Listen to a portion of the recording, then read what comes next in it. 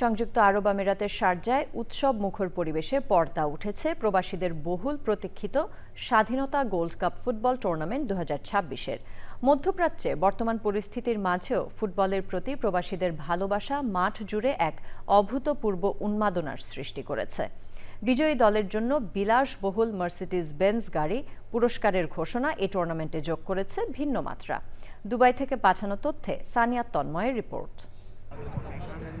মরুর বুক Sharjah ground sports মাঠে জাঁকজমকপূর্ণ অনুষ্ঠানের মাধ্যমে যাত্রা শুরু হলো স্বাধীনতা গোল্ড কাপ ফুটবল টুর্নামেন্টের।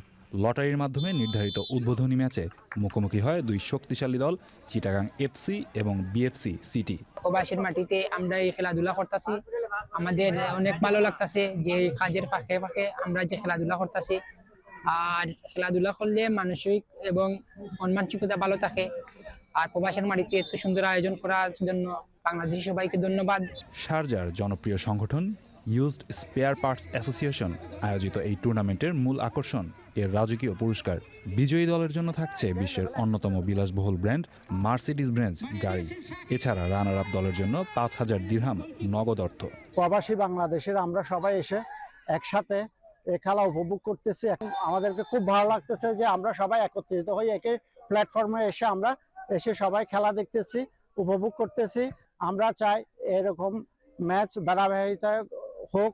বক্তারা জানান স্বাধীনতার মাসকে স্মরণীয় করে রাখতে এবং প্রবাসে বাংলাদেশি ফুটবলের মানোন্নয়নে এই ধারাবাহিক আয়োজন আগামীতেও অব্যাহত থাকবে।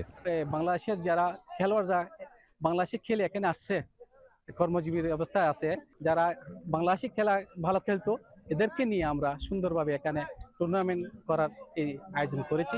সবাই উৎসব মুখর পরিবেশে উপভোগ করতেছে এবং সাথে সাথে আমাদের যারা প্লেয়ার আছে তারাও আনন্দিত হয়ে ভালো খেলতেছে। আর তাদের ভালো খেলাটা আমরা সবসময় প্রত্যাশা করি। আমরা চাই সকল যুব সমাজ ঐক্যবদ্ধ থাকুক, খেলাধুলার এই কম্পিটিশনের মাধ্যমে তারা যেন এগিয়ে যায়। হাড়ভাঙা খাটুনির মাঝে প্রবাসীদের এক চিলতে বিনোদনের এই আয়োজন এখন আলোচনার তুঙ্গে। শেষ পর্যন্ত কোন দলের ঘরে যাবে রাজকীয় মার্সিডিজ, এখন সেই প্রতীক্ষায় দিন গুনছেন আরব আমিরাতের প্রবাসী বাংলাদেশিরা।